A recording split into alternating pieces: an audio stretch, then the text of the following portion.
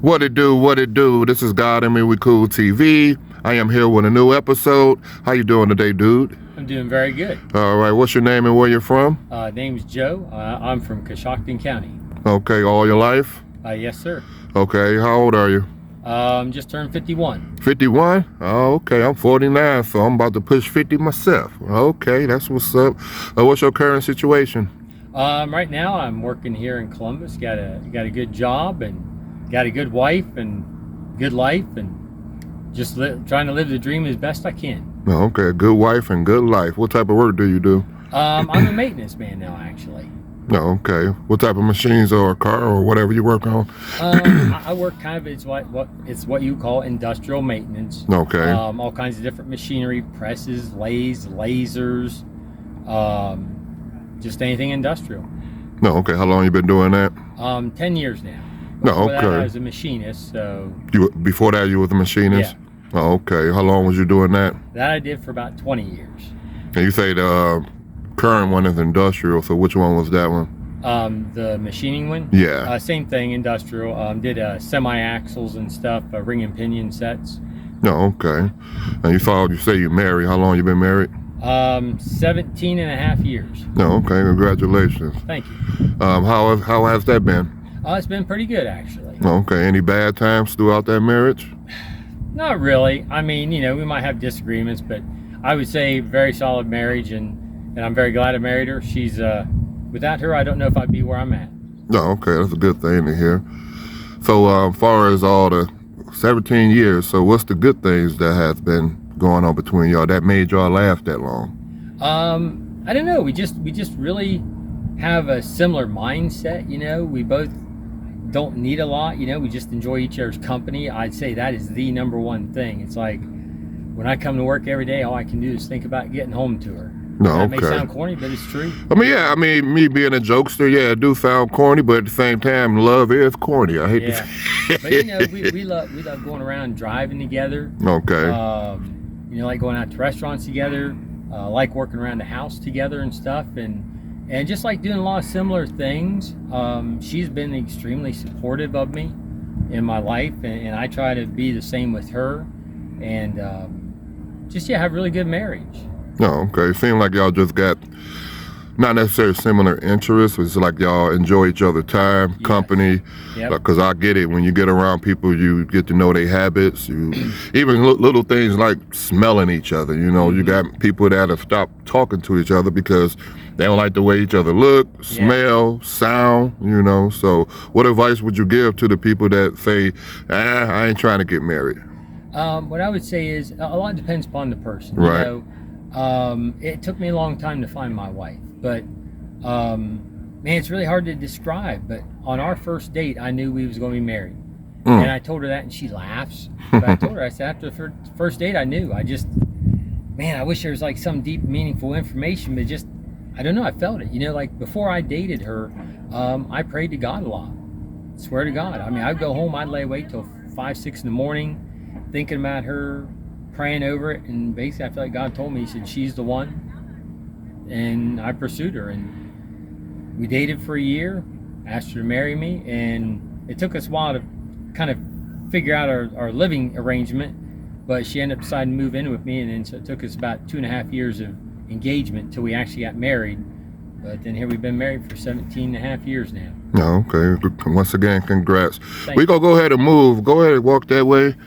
I normally don't do this, but it's all about just getting better and better. Oh, heck yeah. And then we go turn around and you go face my way real quick. Okay. And Yeah, see, you put because something behind you there. yeah, let me see. That's a little bit better. Okay. So did you graduate from high school? Yes, I did. No, okay. What was you doing in high school for sports or anything? No, I was not really a sports guy. I just kind of went through school. I did graduate. Took like college prep classes at the time. I was in 4-H during school, but And what's 4-H again? 4-H is that's like something that's driven by the states and stuff. It's for like, it's not just necessarily for country kids. It's also a lot of city kids do it. You can do different projects where it be animals. I actually did a genealogy project, where you research your family history. You can do baking, sewing. I mean, there's computer stuff. Believe it or not, I actually did computers when I was young enough. We still had them back then, but it was a fun time. I liked it. Oh, okay. What was some of the things you baked, like cookies and stuff, or? Actually, yes. In our 4-H club, I did a baking thing one time. I did genealogy. Believe it or not, I never did any animals at that time because where I lived at, we just didn't have any animals. But did some computer stuff. Actually, wrote programs back when you still have BASIC. Nowadays, I don't hardly deal with computers. But back then, it was a lot easier to write stuff for them. Oh, okay. Taking me to like right after high school, as far as things that you start doing or work or. After high school, I went into the military.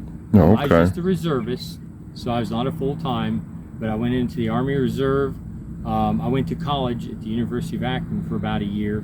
I was actually wanting to be a geologist, but I'm one of those people, I don't like debt, and so when I kind of ran out of money, I just ended up not continuing with college after about a year, and then I ended up going into working in factories and stuff. Oh, okay. And you say mainly because you ran out of money, as far as what you weren't making enough, or? Well, I mean, yeah, I mean, my work situation at that time, I just wasn't making enough, and I don't know, I just did not want to get loans and stuff like that, because I know that's a problem with a lot of people nowadays, but back then I just did not want to get into loan debt for college, and I mean, actually working in factories, I enjoy the job I do, actually. And then I know you probably didn't know at the time, but yeah, ever since they've been kind of like getting rid of the student loan relief type of thing, Yeah. It probably was a good thing for a lot of people to get in debt, because not knowing one day they was go relieve it. So Oh, I know. it's funny how things work out. That is for sure. Well, what was a part of the time that you met your wife while you was going through those situations? I didn't meet her till later on. Okay. I was probably, maybe my no, I was just late 20s is when I met her. Yeah, because you say you was We've been 51 and together. Oh my young. God, time flies when you're having fun. Right. Yeah, I was probably had been working at my current job in Heath, Ohio at the time, for maybe just a little under a decade or something. Okay. And that's kind of, she had been working there a few years less than me, but she was in different departments, and so we never met each other until she finally moved into a department where I was at, and I actually trained her and stuff for a while. Oh, So okay. that's when we met each other. So you trained her. Yes. Trained her to be, not necessarily saying your last name, but trained her to be Mrs. Such and such. Exactly. Yeah. No, okay. You mentioned pets and animals. You like pets, animals, or? As a kid growing up, had cats, had a dog for a little bit, and as a young adult, I never had any until me and the wife got married, and we've had 2 cats. Of course, I live out in the country. I have a bit of a farm, and we have chickens. I don't know if that's really pets, but those are animals. Animals, yeah.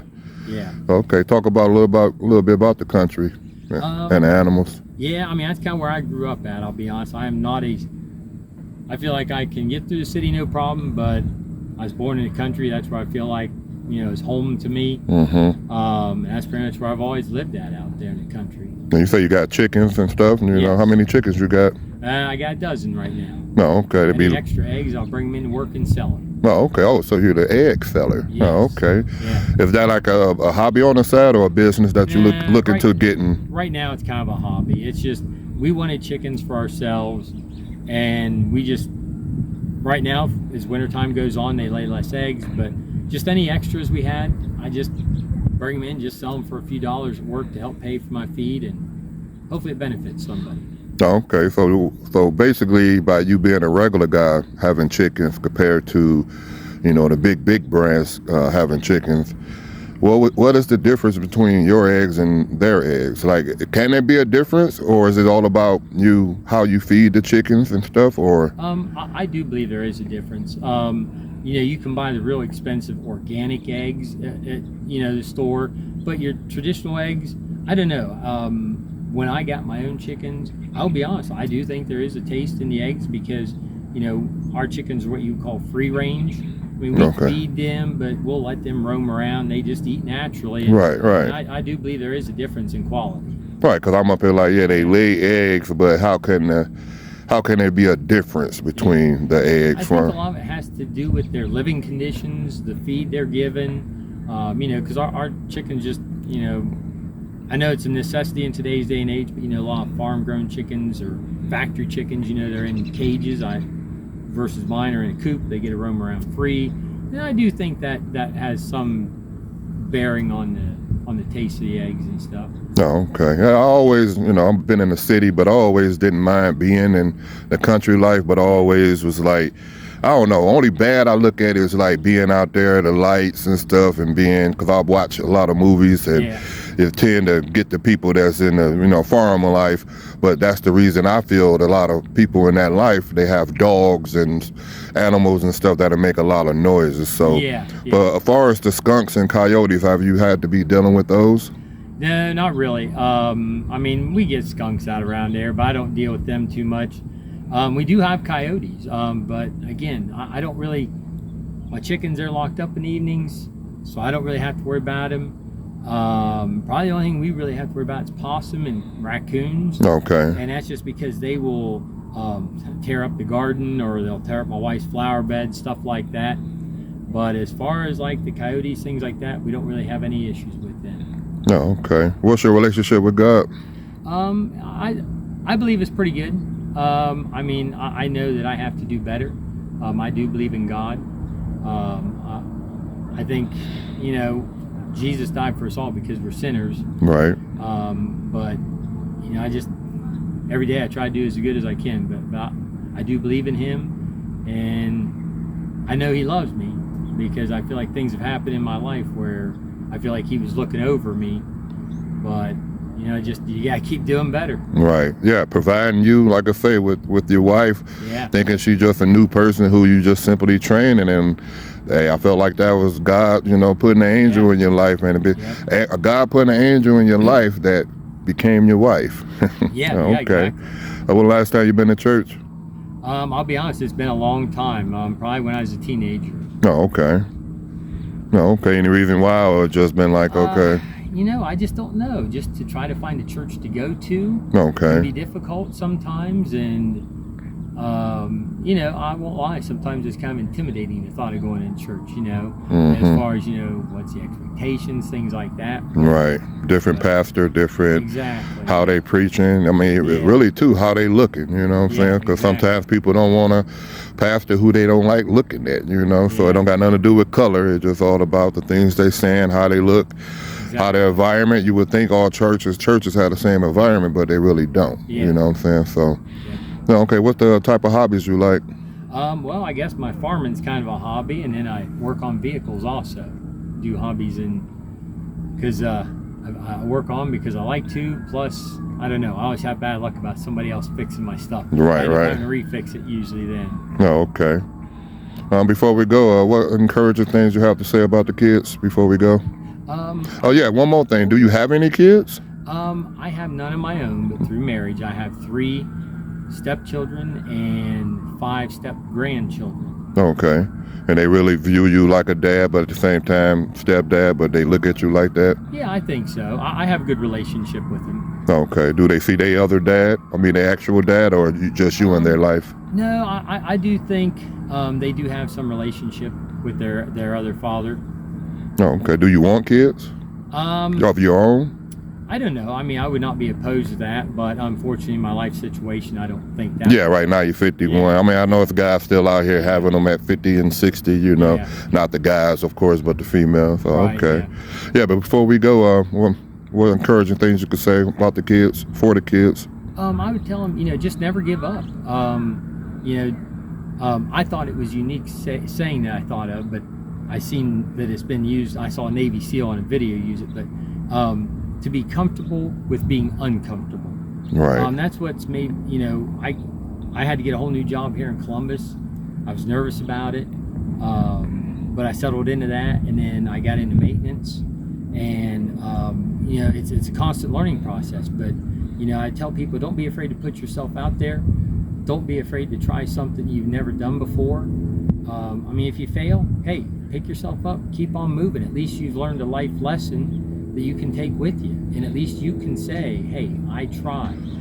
Yeah, I know this is for my channel and for the viewers, but even in that, what you just said, I felt like you was talking to me. You know what I'm saying? Because like I say, this right here was out my comfort zone. Things that I felt that I definitely didn't see myself doing, but God had a different plan for me, and hey, look at me, you know what I'm saying? I'm doing this, and I ain't gonna lie, when I look at each video after each video, I'll be like, well, dang, I'm moving on up. Yeah. Even though I don't feel like I'm getting the views like that, but it's not even the views to me. It's all about just the good feeling and the therapy, that I'm getting out of doing it, because like I said, I'm pushing 50, but I feel like I'm still getting out my comfort zone. Yep. It's never late to do anything. Yep. All right, Joe, I appreciate your time, and till next time.